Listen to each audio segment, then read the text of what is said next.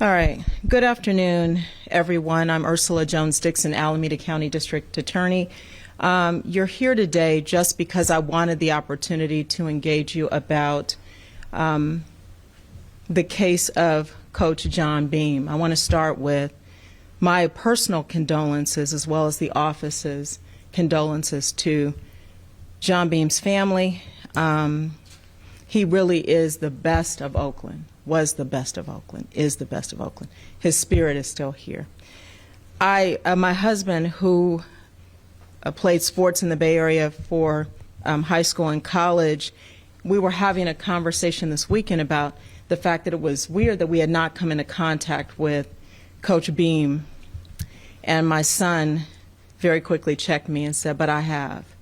My son was at a football camp several years ago, and Coach Beam took the time just to talk to him and encourage him and engage him and tell him how good he was. He didn't know who he was. He had never seen him before, and he didn't know until later when he was watching Last Chance U, that Coach Beam was such a legend in Oakland, and so that's who he was. He always had the time. He always had the energy. He always had the heart for the work.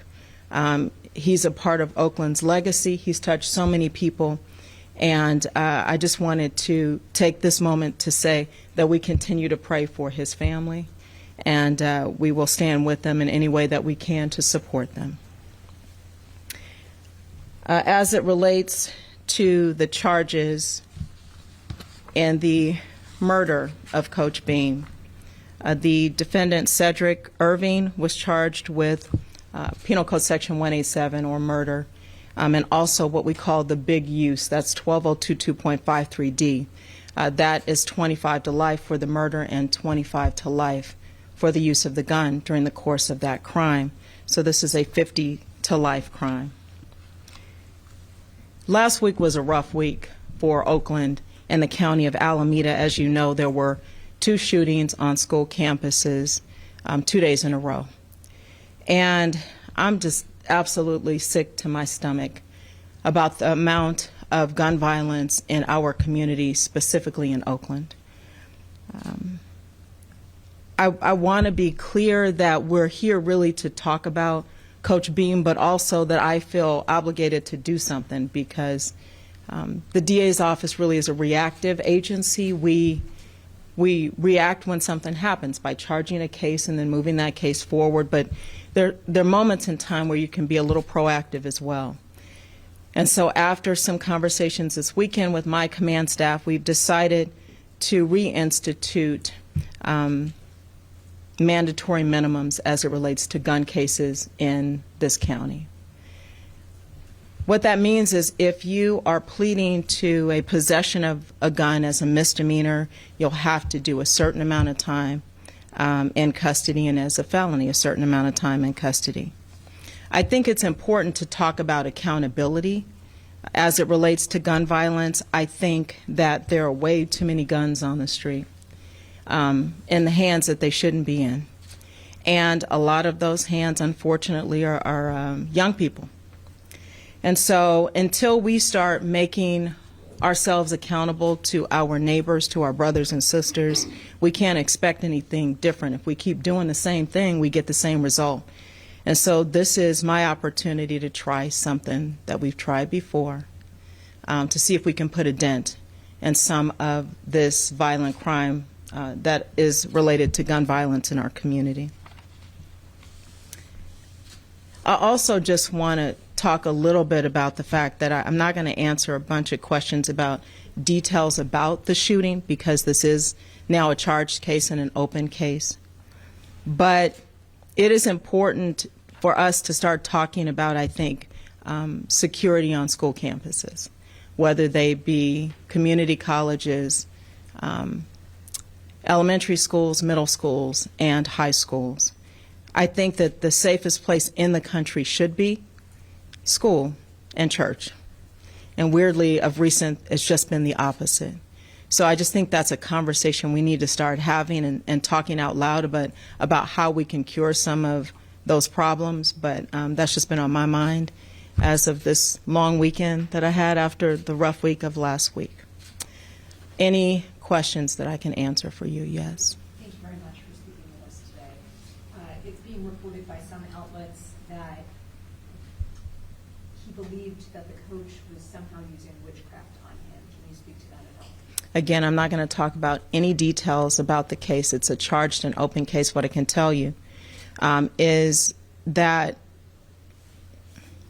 I think as it relates to Coach Beam specifically, this one was a hard one. Because I think that the people who do the work in the community with anybody they come into contact with, that's Coach Beam's MO.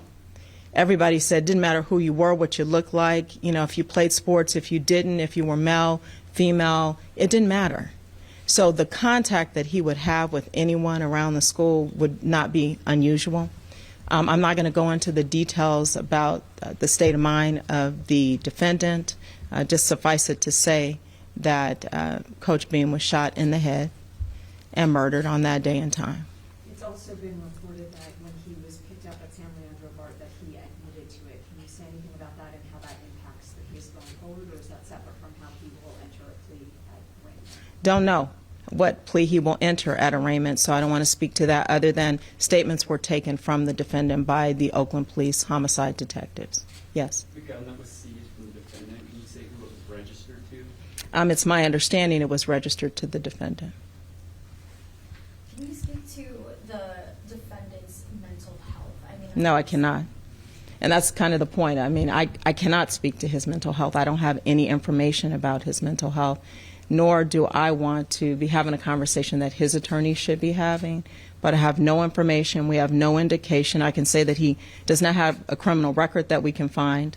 And oftentimes people who have significant mental health issues will come into contact with the criminal justice system, but we see none. Yes, sir.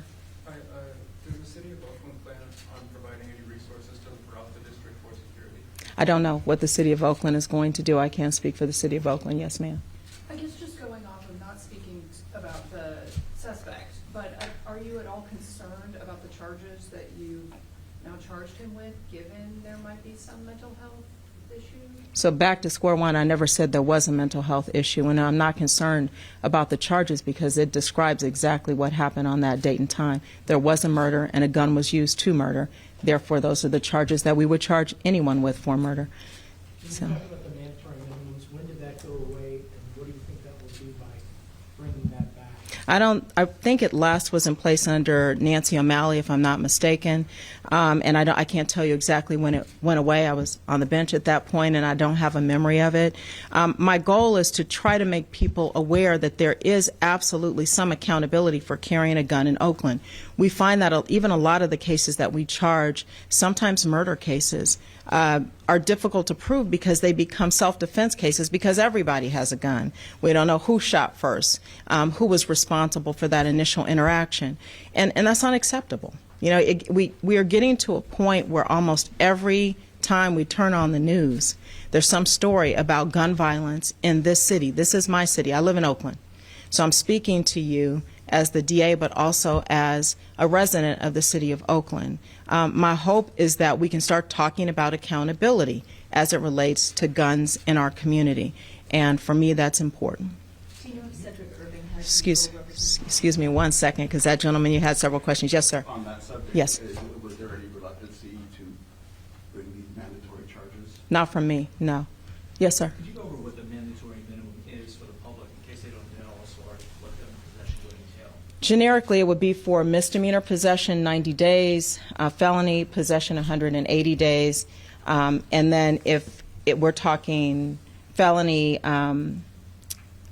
if we're talking felon in possession, well, let me back up. I think that ghost guns should have a higher amount of time on those, so we're looking at misdemeanors as well as felonies for the ghost guns. I think 180 days as it relates to misdemeanors for the ghost guns. And then, if I recall correctly, I'm sorry, I think the felon in possession was actually 16 months, not 180 days. So we're at 90 days for misdemeanors, felon in possession 16 months. If they're ghost guns, we're going to find 180 days for misdemeanor and low-term felony as well for the ghost guns, so a little more time for the ghost guns. Do the judges have to agree with that? I mean, you put it forth, do they have to So this would be my offer. So as a DA, I'm making an offer to the defendant and his attorney. So, I mean, if the judge agrees to that, judges can always kick back in a plea agreement. I can't imagine it's within the range of time. It's nothing outside of the range. But this would be our offer to the defendant. Yes, ma'am. Do you know how long he has been in possession of that gun and if it has been used in any other crimes? I do not know how long he had been in possession of the gun, and I don't know that any ballistics have been done to see if yet. We wouldn't have that back this soon anyway. But as I said, based upon what I see, he has no criminal history.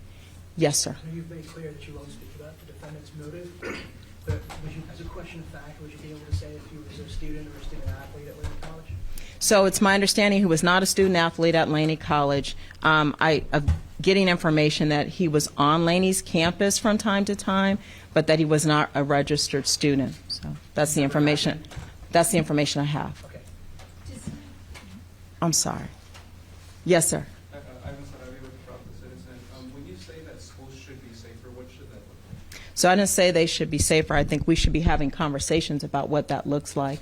And you know, I think there was some indication in a report that I was reading over the weekend, because I spent most of the weekend reading about this case, that there have been some concerns potentially from Coach Beam and other folks at Peralta College about the safety on the campus. I don't know what those concerns are, but it's my time to dig into that a little bit and figure that out. But I do think that when we are having 2 shootings in 1 week, back to back, 2 days in a row on campuses in Oakland, we need to start having a conversation about what safety looks like in schools. That's a conversation that should be open to the community as well as the students. Let me just say, I think the thing that upset me the most about this, other than Coach Beam's death, is the fact that Skyline students were on a field trip at Laney College on the day that Coach Beam was killed. So they had lockdowns 2 days in a row. That's unacceptable. That we have children in our community who now this is the norm, 2 days in a row, that they're locked down for gun violence on a campus. I'm not good with that. So whatever it looks like, we need to start having those conversations. We should be doing that now so we can figure out how we keep our kids safe in schools and our young people safe in schools. Yes. Thank you so much. Does Cedric Irving have representation yet? And No, I don't know that. Are you concerned at all that the case could potentially be moved from this county, given the connections that the coach had with so many people? It would be difficult to have a trial here. I doubt it. I mean, he's had connections with people literally across the country. As we saw on Football Sunday yesterday, his players speaking to him, honoring him. So I can't imagine where we would move this case to where he wouldn't have connections. Yes. The charging documents and the probable cause documents available? They are available. They've been filed. This is not on for arraignment until tomorrow, but they have been filed. So anything else?